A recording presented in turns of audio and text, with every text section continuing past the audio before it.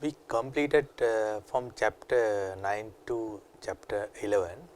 So, from this session onwards, we are going to conduct the revision sessions. It means that already we have uploaded some videos in the previous webinar series. So, we have I have taken some slide from them, those webinar series, and also new slides, and so those are incorporated, and from chapter 1 to chapter 8 there will be revision program. It will go fast, not like the previous webinar series. So, so we will start with the revision one. So, from chapter 1 to chapter 8, right. Let us go to chapter 1. The chapter 1 it says business management processes and technology.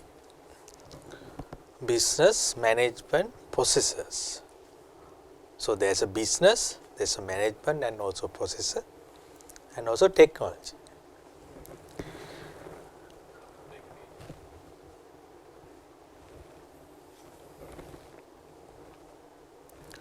So, we start with the first thing, that is strategy. What is called strategy? It is a long-term direction of an organization. It is a long-term direction. When we talk about strategy, we will take a small example. Let us say if you are a customer in the, if you are a marketeer in the organization, you may have different tactics to tackle the customer. So, you have, that is called strategy. So, you are making some kind of strategies to tackle the customer. So, it can be from the prices, so whatever the thing that you that come into your mind. And another example is normally, as me, you are adults, that sometimes some boys may very much familiar with this. If you want to tackle, if you want to get in love with a girl, so there may be so many strategies that you are going to implement. So, likewise in an organization also. So, sometimes that the strategy that you are making can be short and long term, but in the strategy means it is a long term direction, maybe around 5 years time. So, you are going to achieve something. For that you are going to do some long term direction. So, there is a direction. In your childhood also, your parents may have directed you to achieve something. So, accordingly you may have achieved the requirement.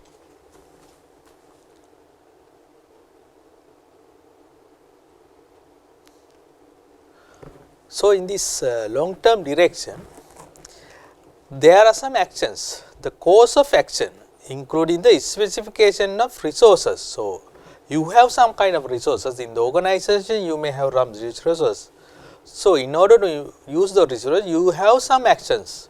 So, that can be different activities that you are involved in the organization, and that is for what? That is to achieve a specific objective. Your organization may have different objectives, so that have to be achieved.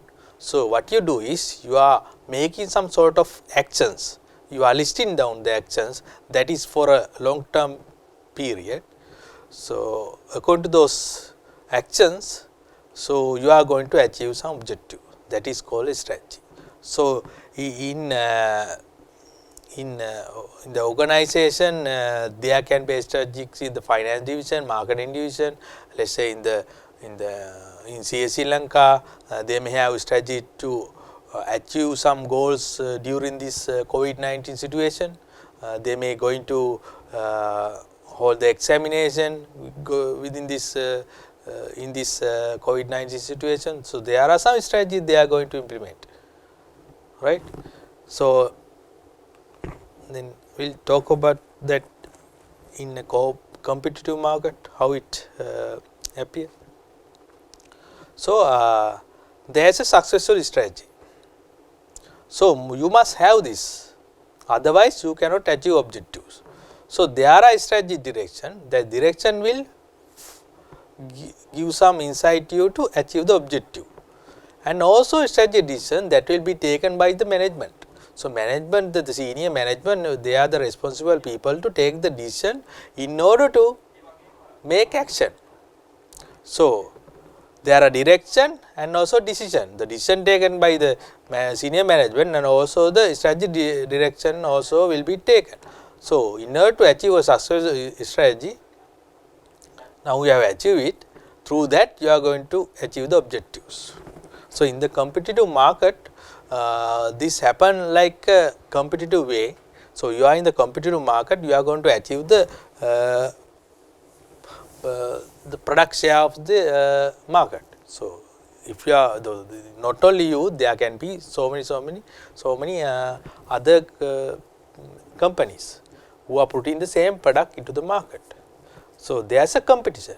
So, in order to achieve that competition, you must have different strategies. So, those strategy will come from the decision, will come from the senior management, and also direction will be there. So, you have to achieve those objectives.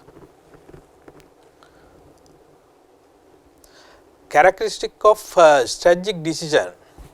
When taking a decision, after doing, let's say after doing O levels, you are in mind that I will do commerce, I will do maths, science, or whatever the subject stream in the A level. So, when you want to do those decisions, so there is a complexity. It means you are not sure that the decision that you are going to take will be successful, and there is a complexity comes. So, it is complex, it is not easy, and also uncertainty. The decision that you take now sometimes cannot be achieved. Let us say as an organization that is going to launch some product into the market with so many strategic decisions, that is in the strategic plan of the organization. So, sometimes this disaster issue, the tsunami or whatever the concerns, the COVID-19 situation also something like that. So, you cannot actually exactly say that what are you going to achieve will be successful, because of some disaster, some kind of uncertainty problems if it is arriving. Therefore, if there is no such issues, definitely you will be able to achieve your objectives. Effect on business operations. So, when taking decisions that mainly affect to the business operation of the organization. Let us say you are going to make all the processes as online mode. Let us say online mode, let us say in a factory, you are going to automate everything. You don't need you don't need more employees to do the jobs. So, that actually affect the business operation. So, you don't need much for people, management will not hire the people. So, and also when you are going to let us say you are going to automate the process. So, all the business processes has to be restructured. So, such kind of things can happen. They affect the entire organization of business. So, if you are going to make everything as online, so you may have to change sometimes the transportation and also some kind of IT infrastructure to be available. So, there can be more things to be concerned when implementing some decisions. Strategic level, corporate business operations. There are 3 strategic levels in the organization: the corporate hierarchy and business hierarchy, operation hierarchy. Let us talk about this in brief. General level of strategy. corporate strategy at general level of strategy that manage at corporate level. So, it means the senior management, they will be managing that. Includes goal settings, decision related to the structure of the groups as a whole, no direct contact with buyers or competitors, they are not going to contact with the buyers and competitors. And corporate strategy manage the business strategy, add value to SBU, this means the business strategy. Strategic formulation at the division or SBU level is a strategy for the product range and the market for the product range. So, business strategy manage at divisional level. So, these things I am not, as the revision program, that I am not going to detail about this. Operational functions, strategies, strategic plans or long term plans are prepared for each operational functions. Strategic plan become successful if the strategies are effective at the operational level. Some of the strategies that the corporate level people, the management level people is taking, sometimes that will not be effective, right? And the operation level support the corporate strategy, the overall strategy. The overall strategy of the organization, that it accommodate corporate strategy, business strategy, operation strategy. If this strategy is failing, the whole operation will be failing. Then ultimately the organization is in trouble. Let us say this one is not operating, somehow this operational strategy will be operational, then you will be having the sales and things like that. But the corporate strategy is not there. Somehow you will be achieving some goal, at least you have this one. And if this is available, then somewhat that you will be achieving by managing this operational level. So, this operational strategy is a main concern in strategic level.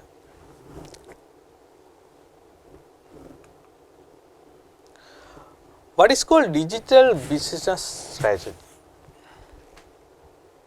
So, we call about strategy, now the digital word came. That is called the application of digital technologies to business model to form new differentiating business capabilities. That is actually what it says is, you are incorporating what? Digital technologies to do what? Differentiating business capabilities. Let us say you have an organization, that organization what it does is, they sell some products, let us say soap manufacturing or the laptop manufacturing company. We will take as an example laptop manufacturing company. So, that initiate different technologies, digital technologies, and through that you are going to achieve something. And you have a organization that never involved with online or computer. It's like selling some let us say vegetable. It's a company that sells vegetable. They grow vegetable, they plant vegetable in somewhere and also take those to their company and then sell. So, they had different strategies to achieve the market share. But now they think of that if we go further with this traditional model, we will not be surviving in the market. So, then they use digital technologies. They develop a website and also then allow customer to purchase through the website, and also there can be different techniques that they embed to the systems. So, now we have differentiated in the market. So, differentiating business capabilities. So, you have now different business capabilities to achieve the market. So, what are the type of information strategy? So, we talk about digital technologies. So, now we are talking about in deep what are those technologies, the type of information strategy. So, as a normal organization which is not matured enough in technology, now you are going to embed, you are going to install some information strategies in the organization. What are the information system strategy? What is this information system strategy? It provides a long-term direction for the development of information systems through the organization, and also IS strategy is supported by IS and IM. These two things, information technology, let's talk about from the short word, IT and IM. IM is information strategy. So, this IM and IT, that both strategies are supporting the IS strategy. It means this information system are the things that involve in the organization, that is installed in somewhere. Somewhere means what? In the computers. That information technology strategy that will provide the hardware, maintenance and software facilities. So, that give us supportive to this IS strategy to work on. And also management, information management strategy. The organization will control and manage the information. So, this is the information system that has the information. So, all the informations are fed by the organization staff. So, informations are in the system. Now, you are going to manage through the staffs. So, management part is there. Let us say the information are there, but IM strategy is not there. So, who is going to make the benefit of the information? So, there must be control and manage the information. So, there must be people. So, in this concept, the people are involved. In this concept, it means the IT, the hardware, software, those are the combinations involved in it to achieve the IS strategy. So, I think this is very clear to you. How the technology add value to business? How the technology can add value? Let us say you have a company without computers. What will happen in these days? Will it be succeeding in the market? No, they cannot do any of the operation without computers. And nowadays, if you see that if the power failure is there, can your organization staff work without computers? Now, you may have failed that. If you have the power in your organization, that does not feel you. But if there is a power failure, you do not have current, you do not have power. So, your PCs are not operational, you do not have the generator even. So, can you operate the business function? In the present situations, it is very minimal. Some of the organizations like selling the goods to the supermarket, or they go here and there through the transportation and sell the goods, they may can achieve something, but generally the all of the organization will be failing if there are power cut. It has happened at the moment. So, technology add value to business. How the technology add value? Let us talk about operation. In the operation processes, the things are automated. The automated things are there. Now, early days that everything was done in manual way, now you are going to automate those. In the factory environment also, you are going to automate those things. Automate means, so there can be some manual processes, now you are going to do it through the system processes that can have computers, so some kind of equipment, those equipment will help the processes to do automated work processes. So, new product and services, innovative product and services. So, in order to make the innovative product that you want to put in the market, that comes through the technology by adding values. So, technology will add values to new products. So, earlier you had some products, now you have a different product, that different product was made by using technology. Information. Create knowledge, collect and store data. Earlier you may have collected the data through and stored in some files. So, manual files was there. When you want to refer to the file, you have to go to the cupboard and take it and refer.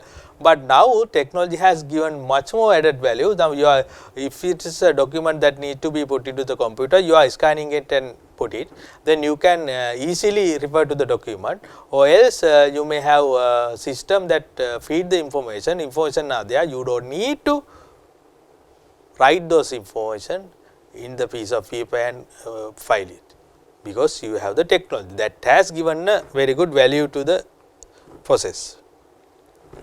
So, we talk about value, right. So, what is talking about value chain? What is value chain? Value and chain. Chain means going like a circle, there is a chain. So, there are value. So, let us talk about this one. It is a set of activities. So, in the value chain, there are some set of activities. These are the activities that can be 1, 2, 3, 4 or less, can be 1000 even, right. That organization operating to perform to deliver a valuable product. So, you are going to start now and you have different activities, and also you will be achieving something. So, this is the value chain. In this value chain, ultimate product is the valuable the benefit that the customer is gaining. So, this is the product. So, you are going to put it to the market, that has several set of activities. So, those set of activities are values in the process.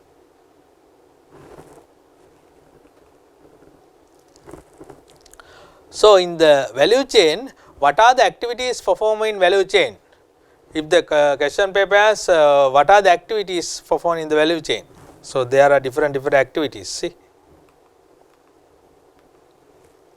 inbound logistic. What is the inbound logistic is? That is the logistic inventory and materials. So, ERPs, those are into the organization. Inbound means into the organization, the logistic operations, the inventory, control systems and material requirement planning. So, this will be talk about in the next slides also, and ERP system. So, those are the inbound thing that is coming into the organization, and also outbound. What is this? Outbound logistic is out from the organization, it goes out. Warehouse management system is there, and radio frequency RFID tags are there. What is RFID tag is? That is a tag like when you in selling goods, this is used. It is better, I am not going to fully explain about the RFID tag is. It is like a chip that is embedded in the let us say it is a card. You have a access card. When you go to the office, you have to take that card and put it to the machine. So, show it to the machine. Then machine will automatically identify that you are present today. So, the door will be open. So, likewise those RFID tags are there, that has a radio frequency, right. In the YouTube, if you type RFID, then there are nice videos will come in, you can understand this very nicely. So, ERP can be there. So, ERP is available here and here, right. The operations, automation and efficiency. So, in the operation in the value chain, there is an operation platform. See, the operation, automation will be there. So, earlier you did the things in manual way, now we are going to do those in by using IT. So, then efficiency will come. There are kind of softwares that you can use those. And marketing and sales. In the marketing and sales also, sales system can be implemented, and online marketing, e-post, electronically post machine, point of sales machine can be there, and services, system or data to deal with the customer. So, there is a service involvement. So, you are dealing with the customer through the services in IT platforms. So, procurement, so e-procurement can be done. And human resource management, for that also you can have some system. There is attendance machines. So, when you go into the office, you place your finger there, then automatically your attendance will be calculated. Even you work more time, more than the actual time of the duration of the company. So you will be getting some extra money for the OT. So that also will be calculated to the system. So all these things is an value that add to the chain. You in your organization, the activities, those activities, those will be working as a chain, right? As a cycle, it is working. So all these processes are adding values, right? So these are the technology that we use.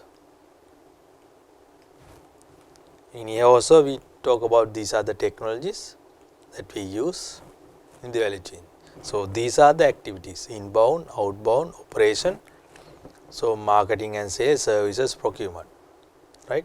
Let us say in the question paper will ask the procurement activity which involved in the value chain provide a very good benefit to the organization. So what do you recommend? So there can be information system, procurement system. So the different other platform will be given. So you have to select the answer. So these things that you can memorize. R&D, research and development. Why we need research and development? Can we achieve new product without research and development? No, you can't. New innovations come through successful R&D. If you have very good R&D, research and development, you will be winning the market by releasing new product. The innovative product can be released to the market if you have an R&D, research and development. You have to do the research. You have to do so many research in the organization by analyzing the market, and then you will be innovating new products. It creates competitive advantages and provide the value to the company. When you are working in the competitive environment, there are so many organizations, not only you, they also compete in the environment. So you have to compete with them. In order to compete with, if you have the same product for the let's say around 5-year duration, you have the same product. Now you are selling the same product. That doesn't has improvement. So if you are doing so, what will happen is other companies will come and introduce new product that will defeat your product. So you must have innovative products. So in order to do an innovative product, you must spend much more money for research and development. Then you will be getting new innovative product, that is the new innovations that you are going to use for marketing. So you will be achieving the competitive advantages. So R&D type of researchers.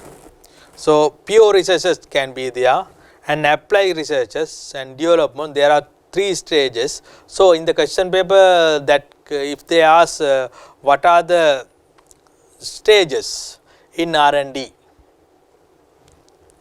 right? So what is the last stages in R&D? So that can give some example like this. So last stage is in development. What is the first stage is in R&D? That is pure research. And what is the pure research? Let us say you have a TV. In order to you are buying a TV with new technologies.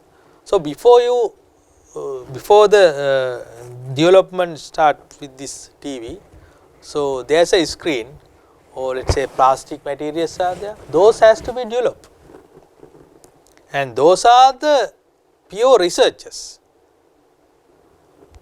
So and also for the sound will come from the TV. So how it was developed? Earlier there were so many researchers involved into develop that. Now you have applied that. Using those things, you have developed some other product. So earlier this pure researcher did not have commercial aspect, commercial practice, but now it has a commercial aspect and practical environment. and then development, use the existing science and technology to produce new product. So, you did pure researches, you search the things that you want to put it to the applied research.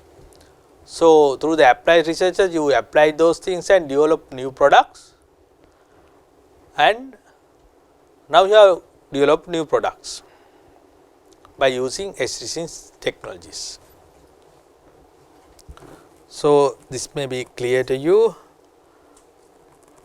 So, you just in this research you just understand about the idea behind that, especially no commercial aspect, has commercial aspect, use existing science and technology. So, these are the keywords that you can remember. So, in the question paper sometimes that can have that can ask. So, there is a strategy which has the commercial aspect or practical end. So, what is the strategy called? So, you have to mention the applied research. What is knowledge management strategy? The knowledge and management. In the organization, there are so many knowledge areas. And we will talk about that in the through the board.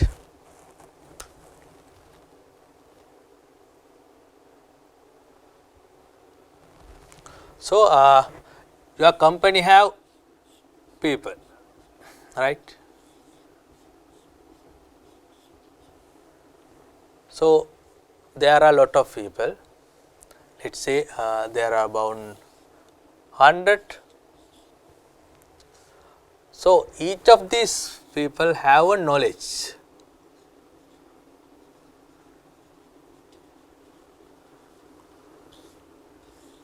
Right. Now, you are going to achieve some goals. In order to achieve this goal, all these people will do something. Each of these people staff will have different activities to do. So, there are a set of activities. Those will be incorporated and then develop this, achieve this goal.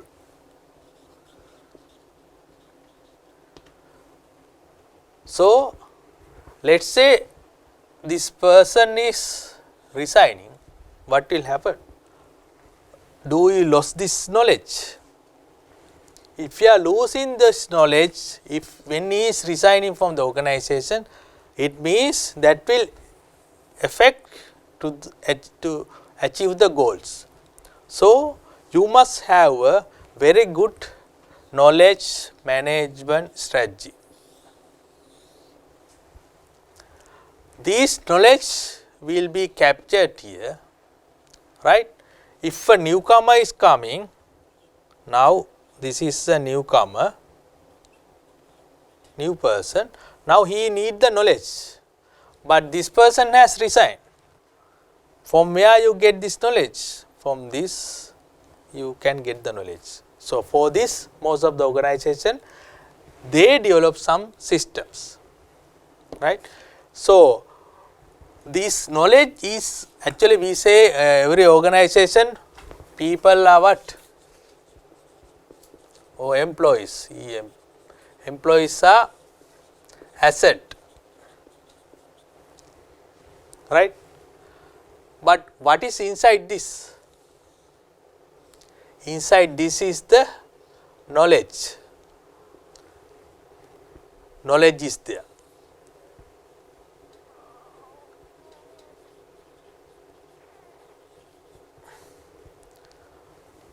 So, knowledge is the asset. Yes, people are asset to the organization. People have their knowledge in their mind. So, you have to extract the knowledge that they have and install in this systems. So, even though this guy is resigning from the organization, you have the knowledge which is stored in this knowledge management systems. Then you can newcomers is coming that he can retrieve the information what is given there, then that can use to achieve the objective. Then there will not be any discontinuation of the process to achieve the goals. So, actually today's environment, most of the organizations are talking about employees, but internally the management think about the knowledge that the employees is having. So, knowledge has to be managed and that has to be saved in the system. Let us say senior management, then the middle, then the let us say lower level. So, the knowledge can come from this end to this and here, and also that can goes here to here. Let us say the senior management people will take some decision based on the facts that they are getting through this process, right, that can go up and can go down. So, those based on those information they decide what they want to do for this organization, what the product that they want to launch, and they give the directions, the middle management that they manage it, and the operation management they will do the operations. Then the process will go, ultimately you will win the market, right. So, because your knowledge is going from top to bottom and also bottom to top. Let us say in sales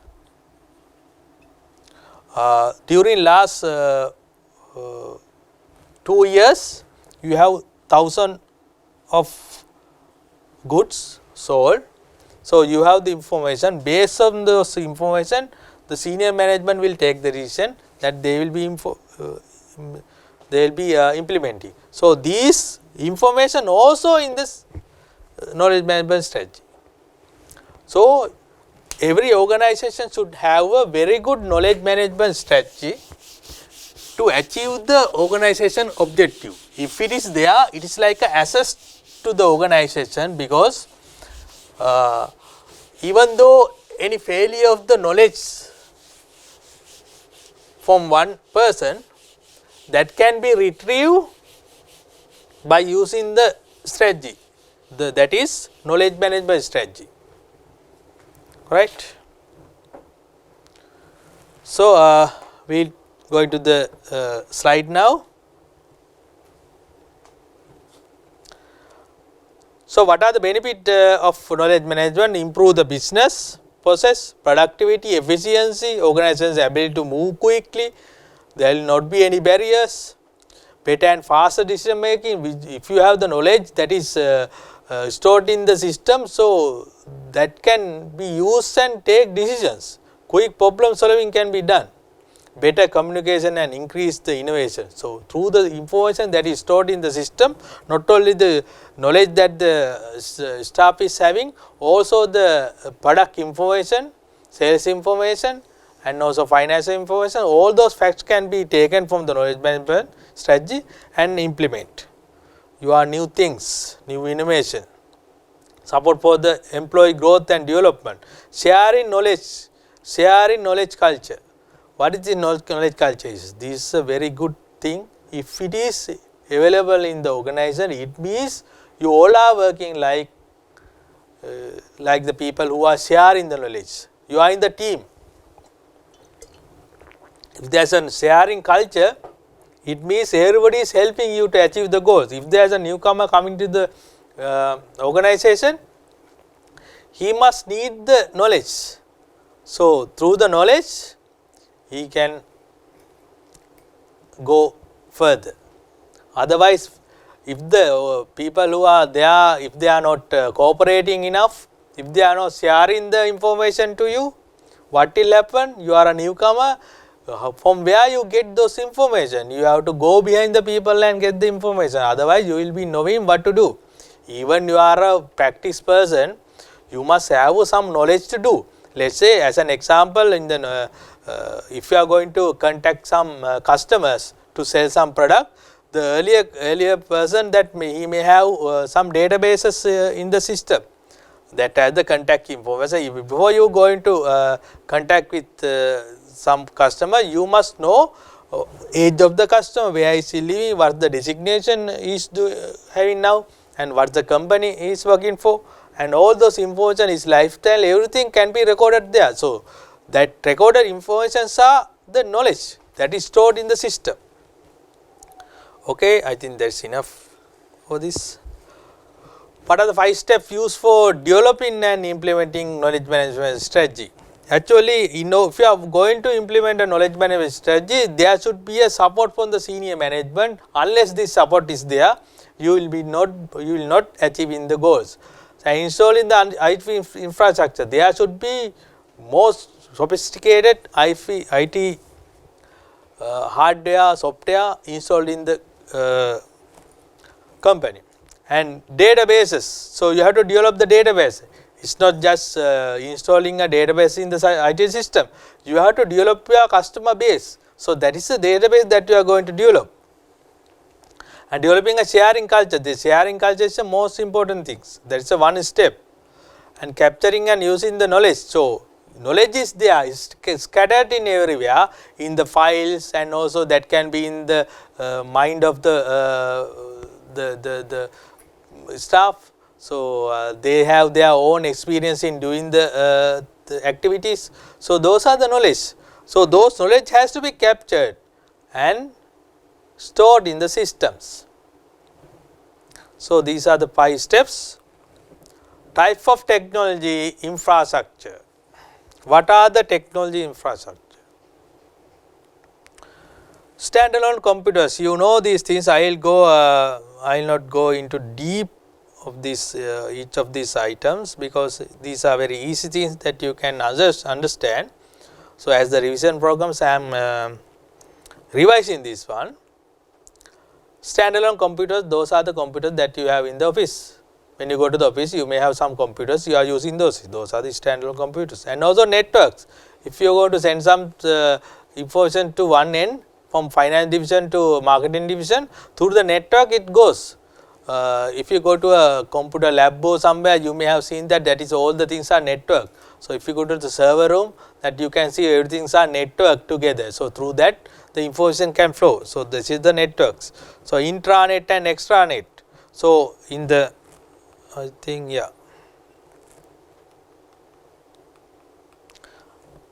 intranet and extranet. What is intranet and what is extranet? And also intranet, supranet. So we will be talking about these things. First we will go into details. Intranet, that I will give some more information about that in the next slides. Connected devices. So your computers are connected to each of the devices, right? So your computer will connect to the printer, and also that connect to the server, and also your mobile phone also can be connected, phone line also can be connected, everything can be connected. Centralized and decentralized processing. There are some processing that can be centralizedly managed and also decentralizedly managed. That is can be it means what does this mean is in some kind of processes are in rural areas, in some other district, and that can be processed centralized also. And internet, you know already that you are browsing the internet. That I am not going to show you how does the internet develop in this world. So website is there, you may have sufficient knowledge about what the website is. The CSA Lanka has a website, you can go to there and see what the website is. So sometimes you may feel that I am joking, because everybody is knowing about this, what the website is. World Wide Web, www. It's working like a web. You know that the spider has a web that is connecting each of the nodes, and so this World Wide Web, all the websites are connected to each other. When you type something in the this is the google.lk, this is the web, this is the search engine. So these are the search engines. Through search engine you type something, then it shows some the website. So you go to those websites, all those websites are connected to each other. That is called World Wide Web. And web browser. So if you want to browse the internet, if you want to browse this one, so you need this browser. That can be Google Chrome, Firefox, Internet Explorer, and electronic mail. So you are going to send the electronic mails. So for that you can get Gmail and also Microsoft Office 365 emails and Wi-Fi. You may familiar with this Wi-Fi. Wi-Fi is that you can connect through the phone to the Wi-Fi and go internet. And home working. If you are working from home, you may have some different application, the software packages that you are using to work online. Sometimes that can be Skype. Through the Skype, you all can get together and talk, and you can schedule the meeting through Zoom and through the Microsoft Office. So there's a software called Team, and through those application you can work from home. You can interact with the people, with the customer, even with the staff, right? This group prayer. What is group prayer is? You may have seen that sometimes in the Office 365 also has this mechanism. As an example, I will tell you. And there's a Google document in the Google Drive. Also that is there. In the Google Drive, let's say, in the Google Drive, you have put a Excel sheet that provide out the sales received from customers. So you have around 50 customers. So there's a backlog that you want to achieve. So the progress of information are there. So everybody can access. Those who have the access, they can log into the Excel sheet through the cloud system, and then you can refer to the information. So those are the group where can work together while located remotely. Workflow system, series of tasks to achieve a specific result. There are some different workflows in the manufacturing environment. Through in the environment, those workflows are available. So let's say if you want to purchase something, there is a work process. If you want to build some products, so there is a process. If you want to sell products, there is a process. So there are so many different work processes. All those work processes, workflow system. Normally it can be expressed as the work processes also. Those are the workflow system. Those are incorporated together and then to achieve a specific goal. Intranet and extranet, I will give details in the next slide about the intranet and extranet is, and supranet and expert system is. Intranet and extranet. What is called intranet? What is called extranet? Intranet is a I'll draw in the board. So you have, this is your office. You have intranet, right? And you have HRM system, and you have CRM, customer relationship management system, and also bill processing system. There are so many systems that is connected to each other, right? So all these things are connected to each other, and you are going to give some dashboard kind of things. Let's say CSE Lanka also have intranet. When they go into the intranet, it has let's say there is a link to click. It says attendance. everybody can see the attendance of each other, who has present, who has not present, and also some other sales can be there, sales information, and kind of information which is available in the, it's like a website, right? Those intranet, those informations are there. So, those information will be taken from these places, right? From these places those information are taken. So, that is called intranet. So, you just if you type in the Google about intranet, you will be getting much more example. And what is called extranet. Now, you have a barrier here and you are going to open it to the others, right. So, there can be suppliers and let us say material providers,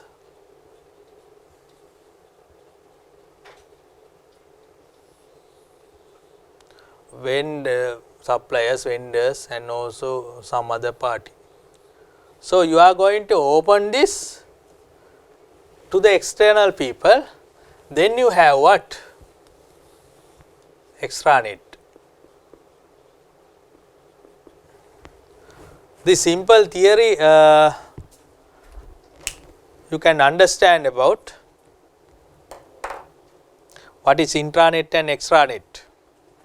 If you go to intranet, internet network used to share information using internet technology. So, intranet using internet technology, that is to share information. In the example that I showed, in here also, here you see that this is the intranet. You have different computers, the technology has given, and you have information. So, the information can be retrieved through this intranet. Then the extranet control private network that allows the access to partner vendors and suppliers or an authorized set of customers. So, it is open to the customers, right. So, extranet is divided into intranet and supranet. Oh, intranet and supranet. What is the intranet is? Intranet. So, your intranet thing is open to trusted parties. This is your intranet that is open to trusted parties. They are suppliers, customers. So, it is mentioned here. The intranet that you have is open to trusted parties, then it becomes intranet. Then you will be imagine what is this called supranet, right. Supranet is virtual networks private to a group of users. From this example you can identify what is supranet is. Let us talk about this from the simple example. It is easy for you to understand what is the intranet and also supranet. So, this is the company A, this is the company B, this is the company C. So, this company have a intranet, this also have a intranet, this also have a intranet. So, that are limited access from outside consortiums. Sometimes the sum of the activities can be given to outside. And supranet has some boundaries. So, they are not going away from the boundaries. And each of these intranet has linked together. Then it becomes a supranet. There are lot of virtual networks, the virtual private networks which is connected together, then it becomes a supranet. Earlier we talked about your companies opening some of the activities to trusted parties, that is intranet. And intranet is, so we talk about what is intranet. Say within the organization there can be intranet that can have the information, you can retrieve the information. So then you are establish some intranet, then it become extranet, right? From this simple example, it give a very good idea about all of these processes. Then we will talk about big data. What does mean by big data?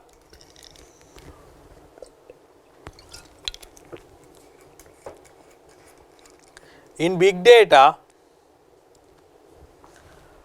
there is a word that which come to our mind, that is big. Data is big. There are so many data which is incorporated together, so now it is big. Let us think about in such a way. So data, that large volume of data, there is a large volume of data, not only one data. Data means, let us say, about information. So that has large volume, lot of data in it. It is a combination of structured and unstructured. What is this? Combination of structures and unstructured. What is structured? Data in different format. Normally in the that can be in SQL format. SQL means it's a SQL language that used in the in databases, that is used to retrieve the data and also store, and there are some procedures. And database in different format can be there. And unstructured information in many different forms, that can be as text document, files, images. So unstructured data. So about, I think 80% of data is unstructured in today's world. You may have data in your Facebook, in LinkedIn, or in your website, and everywhere you have data. That can be as text messages, or text, document, or files, or images. So that can be there. Then those are unstructured, those are not structured. Means semi-structured data, web server logs and streaming data from sensors. So there can be kind of server logs that give some information about who have logged and what are the information that will automatically receive to the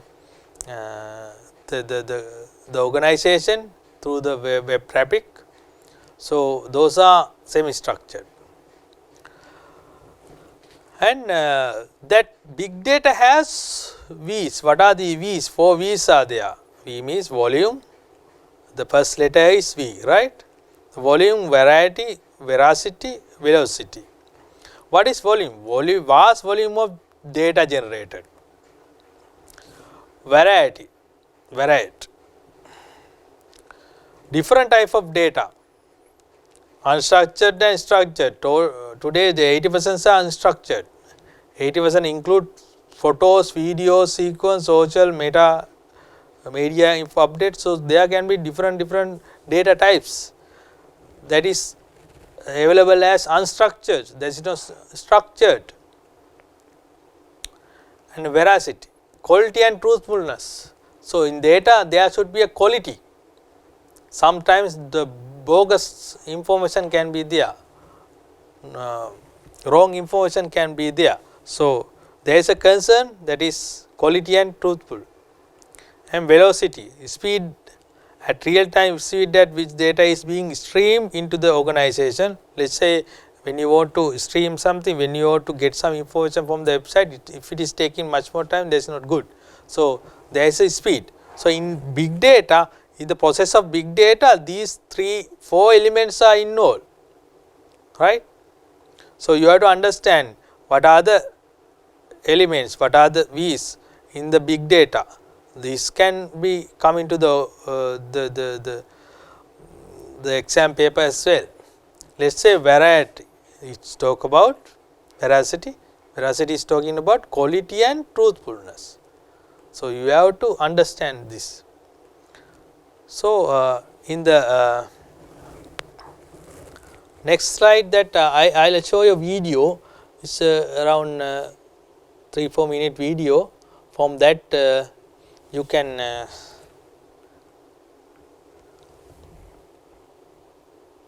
see this. We all use smartphones, but have you ever wondered how much data it generates in the form of texts, phone calls, emails, photos, videos, searches, and music?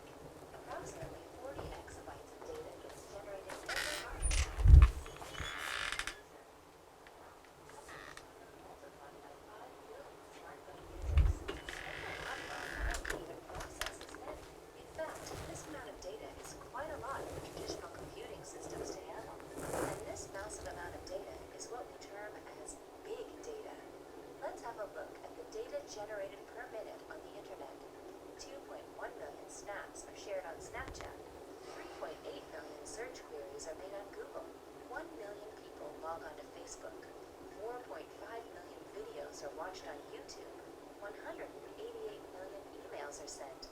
That's a lot of data. So, how do you classify any data as big data? This is possible with the concept of 5 V's: volume, velocity, variety, veracity, and value. Let us understand this with an example from the healthcare industry. Hospitals and clinics across the world generate massive volumes of data. 2,314 exabytes of data are collected annually in the form of patient records and test results. All this data is generated at a very high speed, which attributes to the velocity of big data. Variety refers to the various data types, such as structured, semi-structured, and unstructured data. Examples include Excel records, log files, and X-ray images. Accuracy and trustworthiness of the generated data is termed as veracity. Analyzing all this data will benefit the medical sector by enabling faster disease detection, better treatment, and reduced cost. This is known as the value of big data. But how do we store and process this big data? To do this job, we have various frameworks such as Cassandra, Hadoop, and Spark. Let us take Hadoop as an example and see how Hadoop stores and processes big data. Hadoop uses a distributed file system known as Hadoop Distributed File System to store big data. If you have a huge file, your file will be broken down into smaller chunks and stored in various machines. Not only that, when you break the file, you also make copies of it, which goes into different nodes. This way, you store your big data in a distributed way and make sure that even if one machine fails, your data is safe on another. MapReduce technique is used to process big data. A lengthy task A is broken into smaller tasks, B, C, and D. Now, instead of one machine, 3 machines take up each task and complete it in a parallel fashion and assemble the results at the end. Thanks to this, the processing becomes easy and fast. This is known as parallel processing. Now that we have stored and processed our big data, we can analyze this data for numerous applications. In games like Halo 3 and Call of Duty, designers analyze user data to understand at which stage most of the users pause, restart, or quit playing. This insight can help them rework on the storyline of the game and improve the user experience, which in turn reduces the customer churn rate. Similarly, big data also helped with disaster management during Hurricane Sandy in 2012. It was used to gain a better understanding of the storm's effect on the east coast of the U.S., and necessary measures were taken. It could predict the hurricane's landfall 5 days in advance, which wasn't possible earlier. These are some of the clear indications of how valuable data can be once it is accurately processed and analyzed. So, here's a question for you. Which of the following statements is not correct about Hadoop Distributed File System, HDFS? A. HDFS is the storage layer of Hadoop. B. Data gets stored in a distributed manner in HDFS. C. HDFS performs parallel processing of data. We all use smartphones. Okay, you learned about what's the big data is. So about this volume, variety, veracity, velocity, these from these things you measured what big data is, right? Let's go to the We all use next slide. Data mining. Why do you need data mining? So you need data mining. There are you saw that there are so many unstructured data.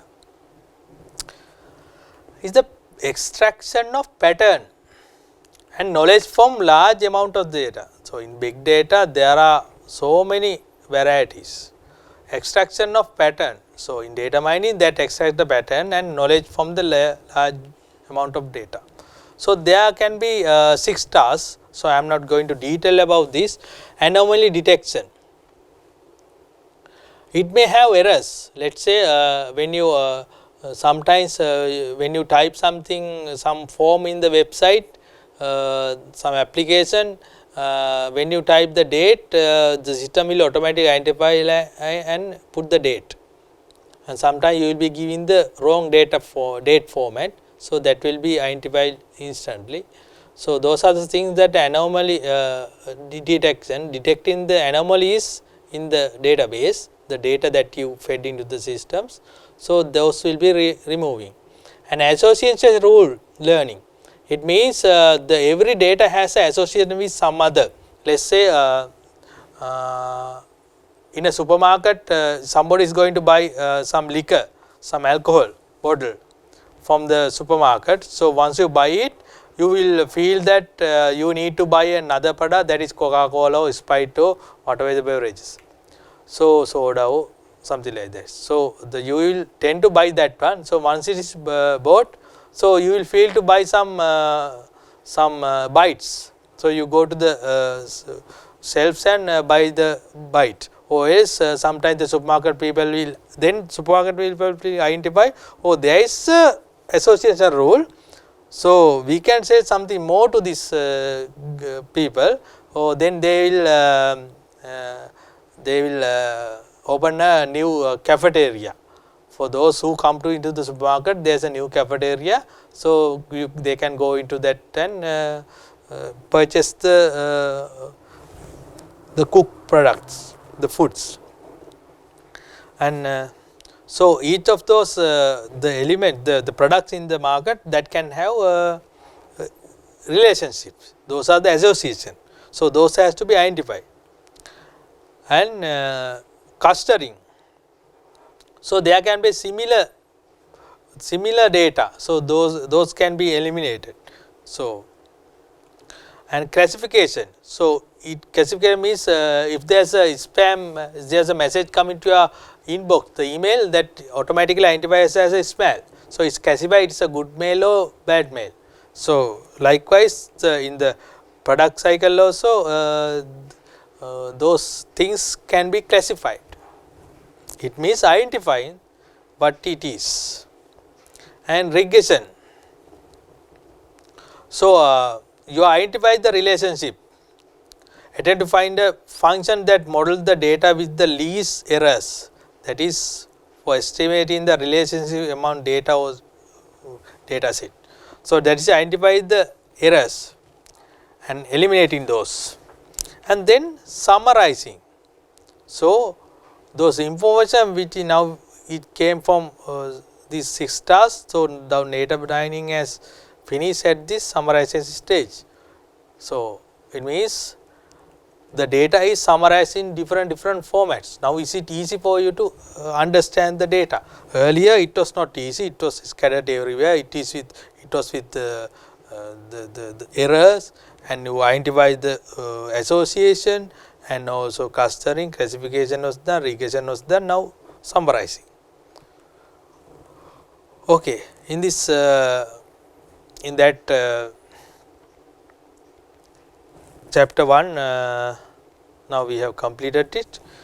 In the study textbooks that has some question and answers. So, these are the question and answers. I have copied it to here, but from the other side I have not copied this one. So, you can just refer to this. Please make sure that before you sit for the examination, please read and understand about these questions and also answers. So, it has given the textbooks books has given the questions and also answers. So, it is easy for you to understand the chapters well if you go into details about these questions and answers. So, I don't need to explain you in details, because all the answers are given. If you want any much more information, you can read this question and then go to the slide. That slide will tell about the answer, right. So, I am not going to waste the time for this one. So, I will go to the next chapter, that is managing technology in organization. Now, technology is there, now you have to manage.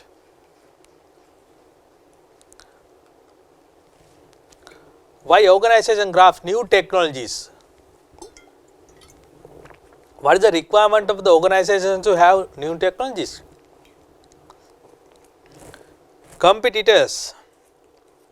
Early adopters to get ahead of competitors. It means there can be so many competitors, you want to compete in the market, that is why you want to have very good technologies and improve the performance. Let us say earlier you did the work in within a day, now you can do the work within 1 hour, because all the information that is fetched to your computer, now everything is available in the computer. You do not need to retrieve the information from hard files, and you do not need to go to the cupboard and things like that. You can directly refer to the information which is stored in the system, and now it is easy. So, it gives improvement. The performance are improved now, quality of data available. So, all the data is using data mining techniques, the data is mined, and then now you have very good data. So, the data is in quality, good for stakeholders. It is very easy for stakeholders to report the information. Let us say that you have information that most of the customers are always asking from you via phone, what is the requirement you have, and they will be asking so many times. But through the technologies that you upload it to the website and allow external parties to see that one, then it is easy, because they do not need to call to you and get the information. It is easy for the stakeholders. That is why we want technologies. Cloud computing. That is something called cloud computing is the on-demand availability of computer system resources, especially data storage, computer power, without direct active management by the user. Actually, this word, without direct active management by the user, the cloud computing is something like in the organization you may have computer system, right. So, you have servers in your, there is a server room. So, inside the server room there is a rack, and there are some switches and also power backups and servers and routers. There are so many equipment established, and you are maintaining your own network. But let us see, if you have hosted without outsourcing without using those networks that you have already established, you are going to outsource it in a cloud mode. Now, everything now in cloud. So, there are some cloud providers. It means it is in the space, it is in the internet. You just install whatever you want through that through the internet. You goes to the servers which is available in somewhere, not in your organization. Then it is easy for you to retrieve. So, why we need that? What are the features? Automatic system. So, there can be automatic system, economical. So, cost wise also very economical. There are so many security features. If you are establishing those infrastructure, you will have to spend much more money, but now you have hired that, you have the features available in online. So, pay as you go. So, if you need, you can pay additional and get some much more features. So, payment also can do in that way, and measures services, availability, large network access, easy maintenance, on demand sales service, resource pooling. Actually, these are kind of benefits also. So, if you are the most of the organizations nowadays, they are going to implement cloud systems, cloud computing, because it is easy for them to manage, because it's the maintaining a very big infrastructure means you have to employ so many people to maintain that one, and also it costs more money for infrastructure. So, you do not need to rely on those things, you just outsource it from some other providers, then they will be giving the services on 24 hours basis. So, it is easy for you to get the services, you just want to pay it monthly or yearly, that is it. Then predictive analysis. What is this predictive analysis? Especially software can use data to assess probable future trend. This might include sales, inventory, cash flow. Based on the sales demand, let us say today you have 1000 of demand, and in the past few years you have had around some percentage of the sales. So, you are measuring those things, you are predicting the future, the probable trend. There can be a trend pattern. So, through that you are going to understand what will be the future trend. Innovation and competitive advantages. So, actually innovation, what is this in predictive, I think you are getting a very good understanding about this one just for explaining this one. And let us go to innovation and competitive advantages. So, innovation and also competitive advantage. As I said you earlier also, the organization has to have very good innovation that comes through the research and development, and then you are going to win the market. So, you are getting the competitive advantage through what? New innovations. So, everybody knows about this. In many organizations, product innovation and being the first mover may be a major source of competitive advantage. It means you have to become the first mover. It means you are putting the product at the first time. So, there is no any other competitors, you are putting the product at the first time into the market, it will sales in high demand. So, you are acquiring the market, total market share is acquired by you. So, you have the power, it came through what? Through the innovation, right. The first mover will get what? Economic of sale, because he get much more money, because he has acquired the economy of that product. It means the product has some sales, so that is acquired. So, economy of scale is acquired now. So, can establish technology standard. You can have your technology standard, cost advantages are there, easier access to scarce resources that follows such as raw material, skilled labor. So, you can use those things and enhance the reputation of the company. So, the first mover will get these things. Late movers are the people that you have implemented a product, that is a new innovation, then there are some latecomers. They will learn your product and then enter into the market. They initiate technological and other innovation which is much less expensive than being a pioneer. Now, in order to make one product, you have spent a lot of money, but the late movers, what they get benefit as is,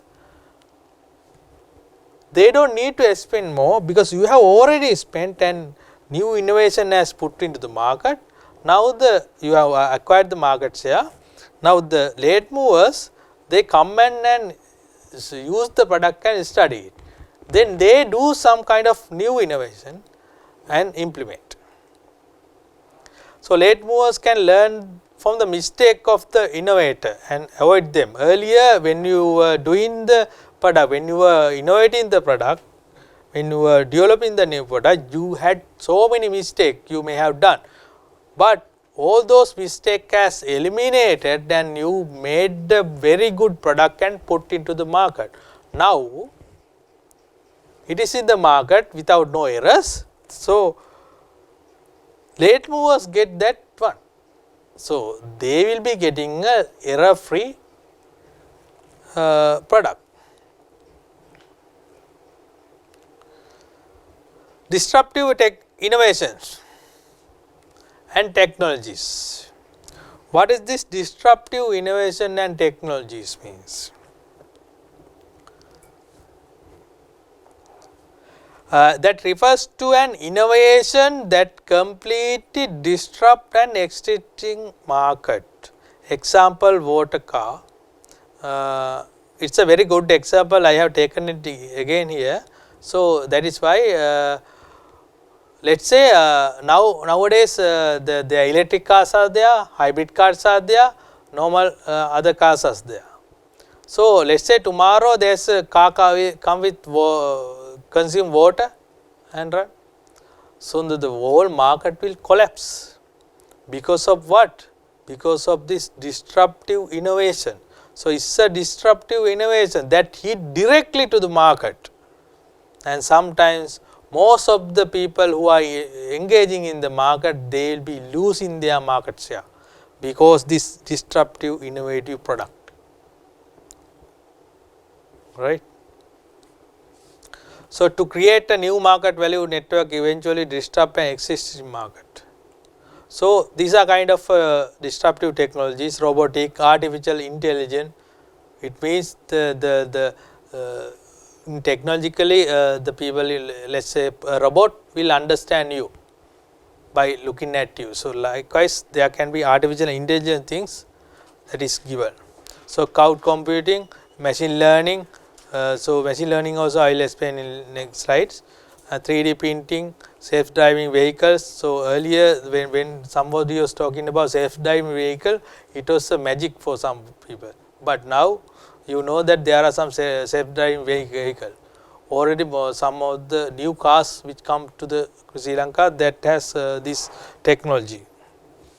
Cyber security, e-commerce, social platforms are there. So mobiles, digital media, energy storage, infrastructure, space exploration, alternative energy, innovation to materials. So these are the kind of disruptive technologies that came into the market industry. Fintechs. What is fintech is? It is actually financial technology. There can be different financial technology you may have already used. That can as peer-to-peer lender, replacing bank for lending and saving. For lending and saving, there can be some banks through online. Peer-to-peer money transfer services. So if you want to transfer some money from this end to other end, so there can be some services. So these services sometimes in Sri Lanka that you may not be seeing, but in some other countries they are having these things. Firms providing payment security verification through the PayPal, that most of them are going to pay. You don't need to have cash in your hand. So through the PayPal you are going to pay. Let's say that you have something in your bank account, you have money, but if you have a PayPal account, through the when you are paying through online, you can use that one. So financial advisors, durable algorithm offered at much lower cost than traditional advisors. So you may have to get advisors in early days from financial advisor, but now those things are embedded in the systems. Now automatically you can retrieve this data from there and take the decision. So there can be financial electronic advisors It means from the computer, from the system, that will advise, okay, now we have losing some product from the market because during last few years the sales of this product has reduced. So this is the time to invent a new product or invent new features to the existing product. So the such kind of information can be given. App-based insurance companies, the insurance company have without a physical person, there can be app-based companies. So digital only startup bank. So there is no any branch networks, the complex system. So the bank will be on digital mode. So let's talk about blockchain. What does mean blockchain? So when you heard you may have heard this word. Yes, what is this blockchain? So I am in theoretical background, I am going to explain this. Then from the next slide that I am going to play the video. Then you will get a very good understanding about this one.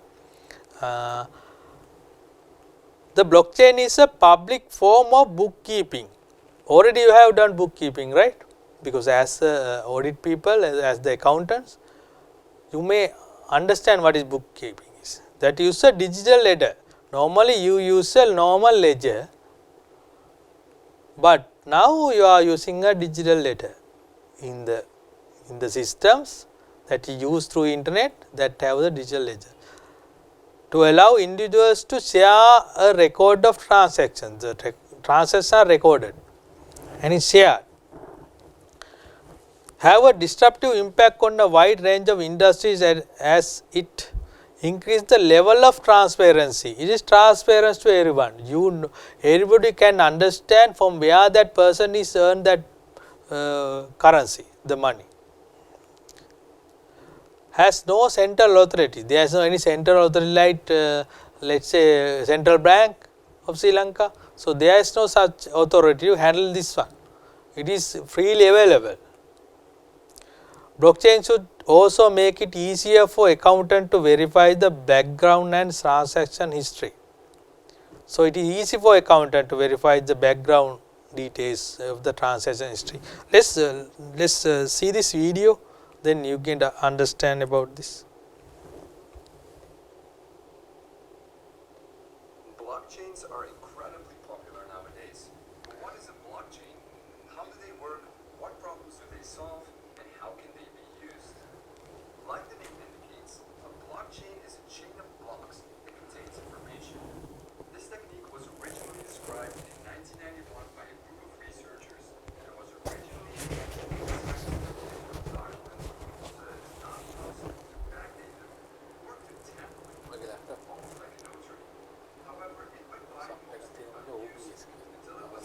मग गीत use कर एक record कराएगी हो गया ना popular okay इसो करा okay है इसो करा මේක මම රෙකෝඩ් කරා මේ ස්ක්‍රීන් එකේ යන් ටික ඔක්කොම මේක රෙකෝඩ් වෙනවා ඔන්ලයින් කරා කියන්නකෝ ඔන්ලයින් මම වීඩියෝ එකක් කරත් ඒක record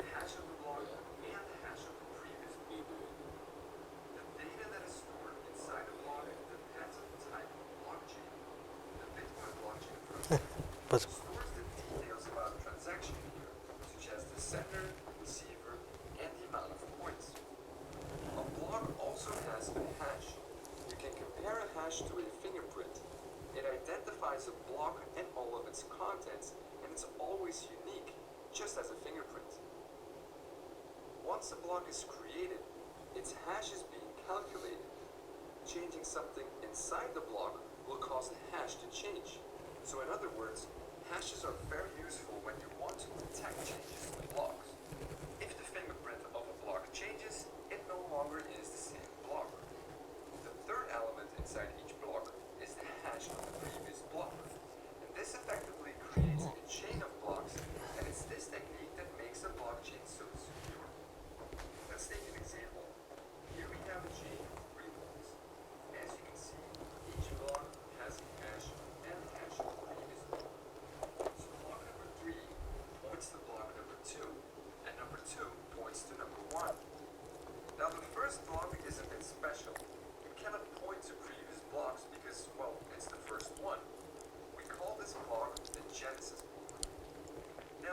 say that you tamper with the second block.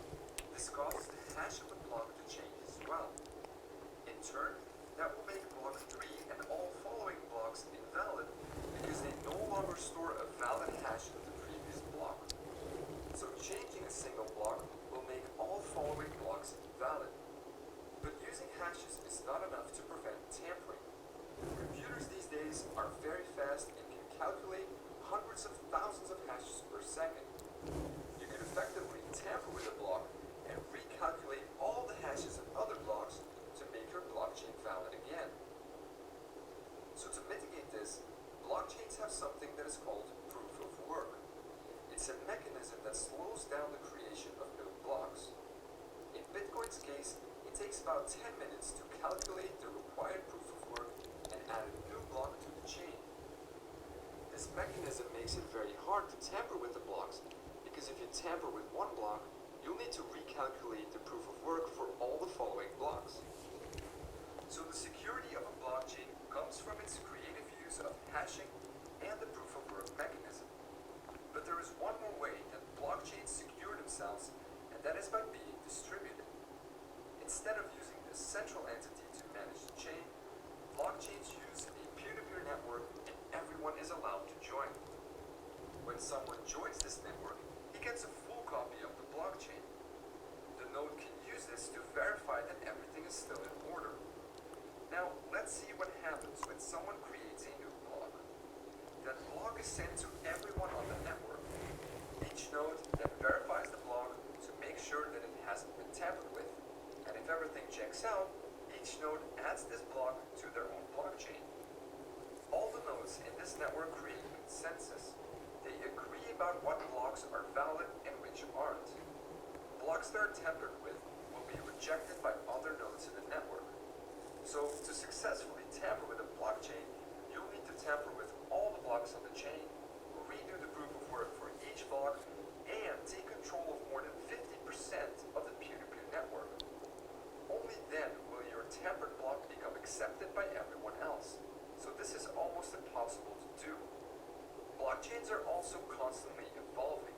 One of the most recent developments is the creation of smart contracts. These contracts are simple programs that are stored on the blockchain and can be used to automatically exchange coins based on certain conditions.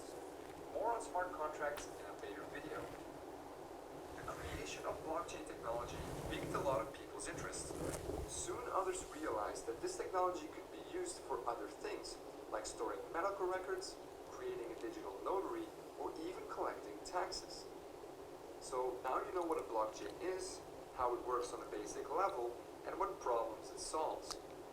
Want to learn how you can implement a simple blockchain in JavaScript? Then check out this video here. And as always,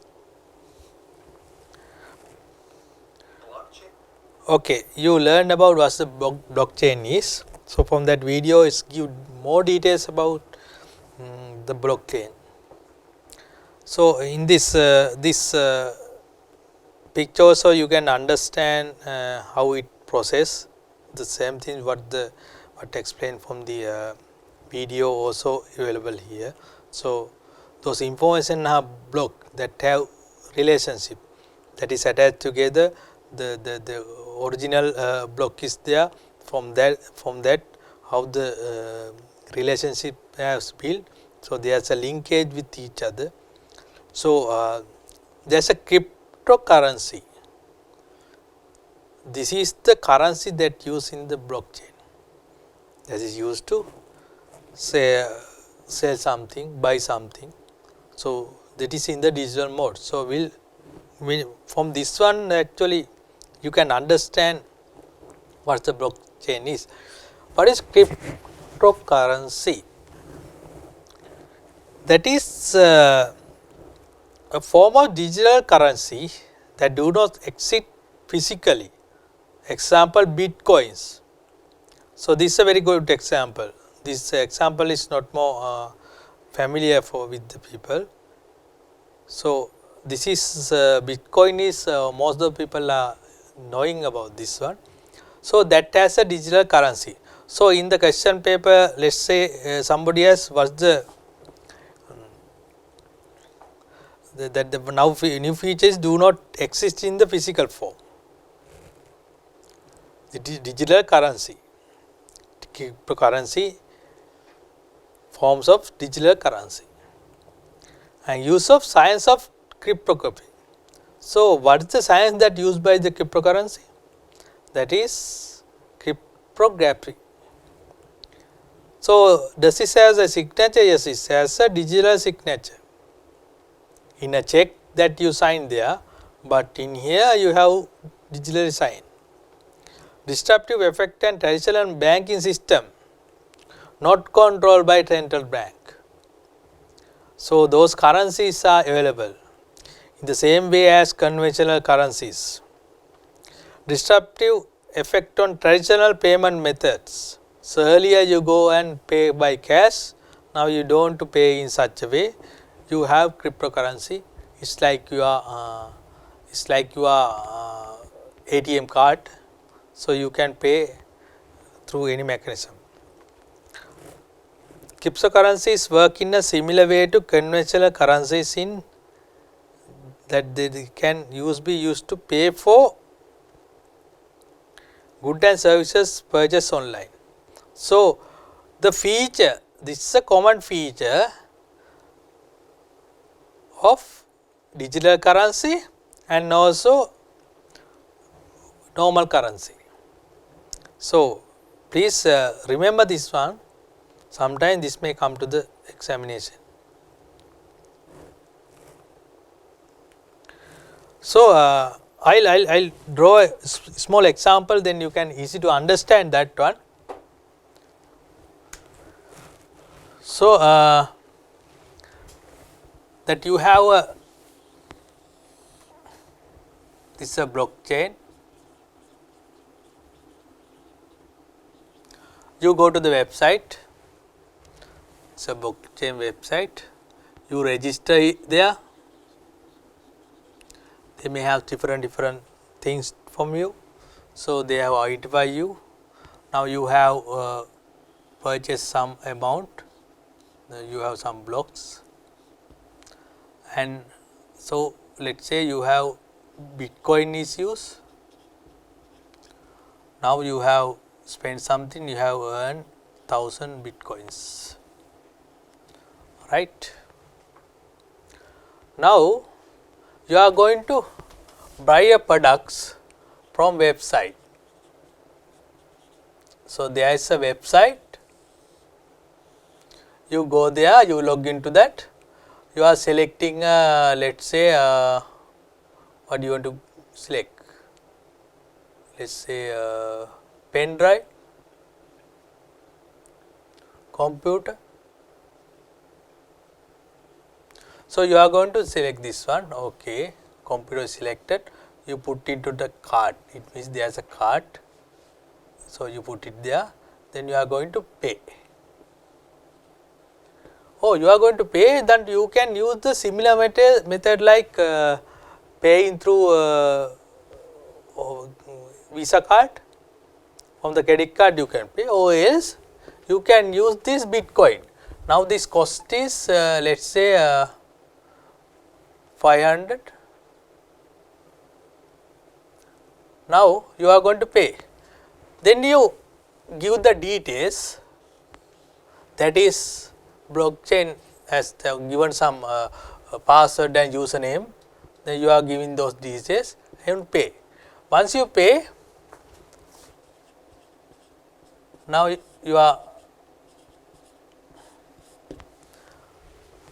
your balance is 500 because you have paid using this one. Let us say you are going to sell something,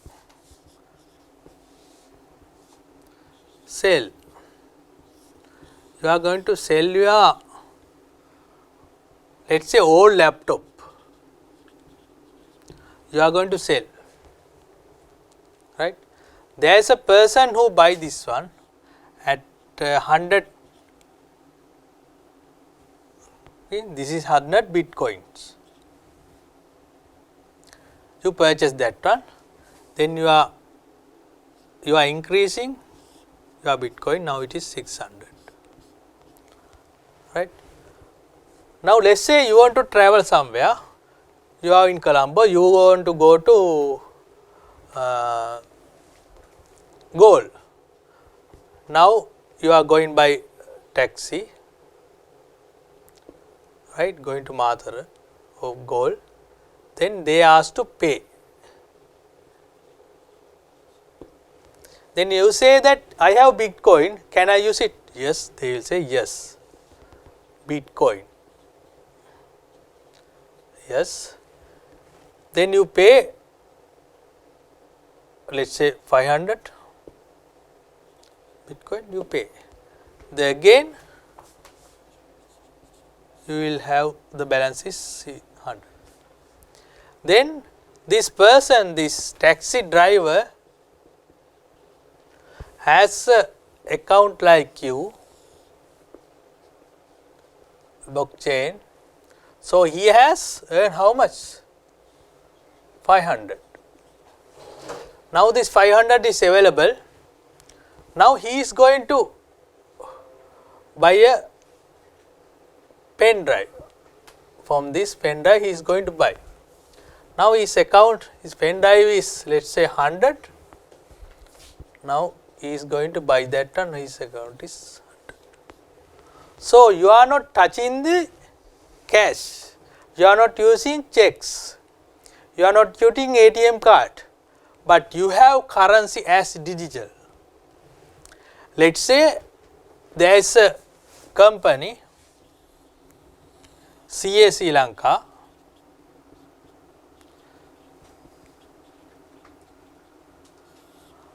you are working there, so you want what? You are getting a salary, you are working there as a manager, you are getting about let us say 100,000. Oh. And you can convert, you will ask CS Sri Lanka to pay as Bitcoins. Then let us say Bitcoin amount is 200,000, this is equal to this one, right? Bitcoin. So you have earned Bitcoins. Now you are increasing this ledger, you have earned that, then your amount is balance. Likewise, you can convert into that. You do not put it to your bank, you have currency as a digital ledger. So this ledger will give record all the information. So this linkage, having this one to here and also this driver is paying, all those linkage is having like a chain. So accountants is easy to understand how this is processed, and this is called blockchain and how the cryptocurrency is used. So how the digital currencies are using. So in next few years, I think that this cryptocurrency, the digital currency will come into actions. This is easy way of using it, and if it is used, actually there will be some problem for the banks also, because they have no authority to manage that one. Then if everybody is using, they don't use to touch the currency, right?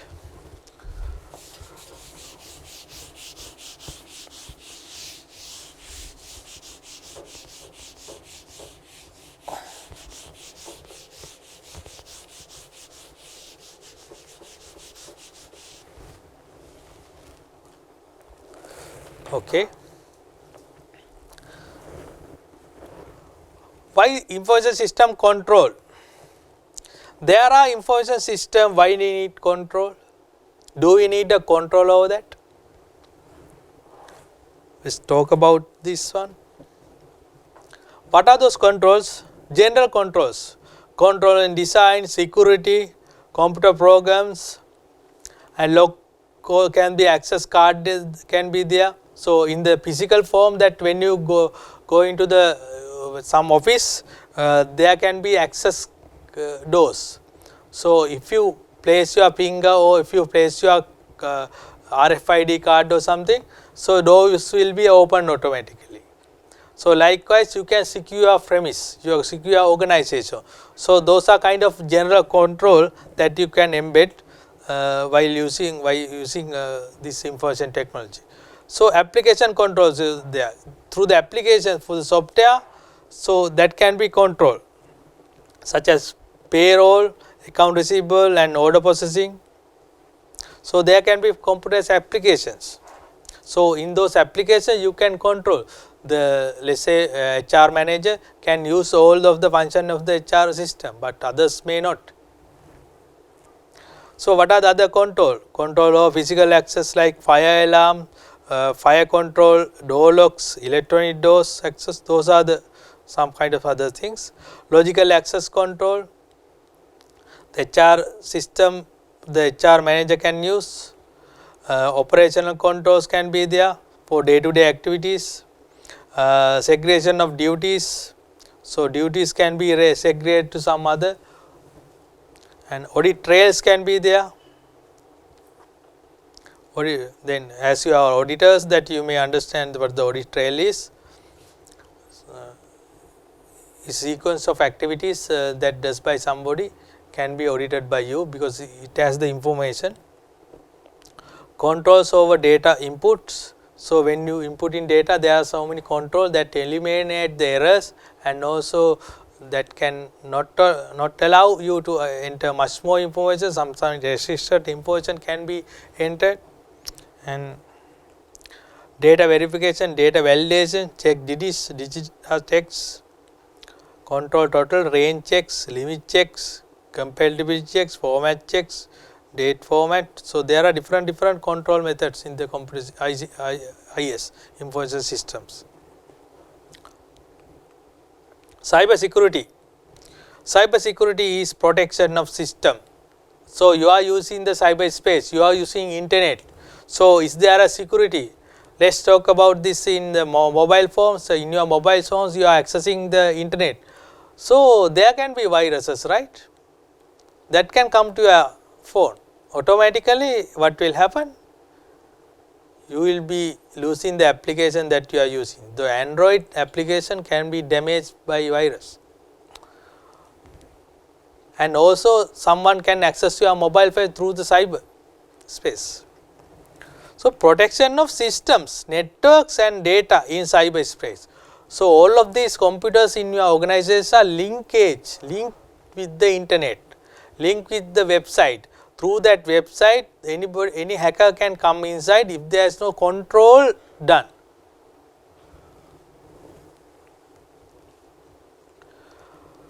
So there can be digital attacks. So practical measures to enhance the organization existing IT and IS control.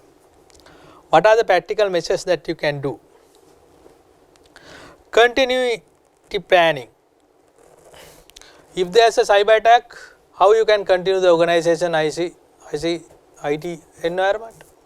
You have to have your IT environment as it is, even though there is a attack. So that is the continued planning. When there is a disaster, there should be a continued planning. You can have some backup things in somewhere. You can have stores in cloud environments. Let's say that if it is in cloud, you don't need to worry if your organization is flooded by water. So system development and maintenance for upgrading. So you have to upgrade the things. So you have to upgrade your virus guard. You have to upgrade the existing technology, otherwise you will be malfunctioning in the cyberspace. Personal security measures. So you must have trustworthiness staff, otherwise you will losing a lot of assets. It means all of the knowledge and everything in your organizations are asset. So personal security measures can be the assets classification and control, give ownership to the staff. So you can give some ownership of the assets to some staff, and compliance measures, policies and procedures can be implemented, IT policy and HR policy and also email policy, how to write an email, and also presentation policy also can be there. So, likewise that I in here that I have not given any format of the slide, the presentation slide. Sometimes if the organization is going to present something, there some be measured like font should be in this way, your logo and everything should be there in this slide. So, kind of policies can be embedded in this organization.